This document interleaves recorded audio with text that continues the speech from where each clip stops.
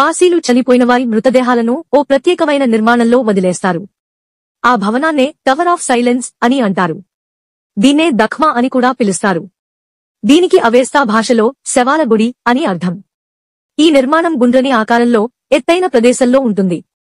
ఈ నిర్మాణం పైన చిన్న చిన్న కుహరాలు ఉంటాయి.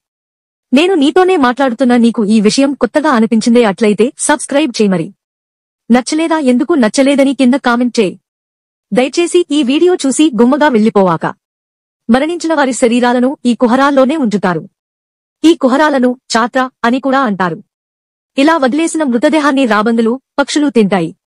వర్షం, ఎండవేడికి కొన్ని రోజులకు ఆ మృతదేహాలు పూర్తిగా కుళ్లిపోతాయి. మానవ శరీరం ప్రకృతి ఇచ్చిన బహుమతి అని, అంతటి విలువైన శరీరాన్ని తిరిగి ప్రకృతికే సమర్పించాలని పార్సీలు ఇలా చేస్తారు. అలాగే మృతదేహాలను పూడ్చిపెట్టడం, నదుల్లో వదిలేయడం వంటివి ప్రకృతికి చేటు చేస్తాయని విశ్వసిస్తారు. అందుకే ఈ ఆచారాన్ని పాటిస్తారు.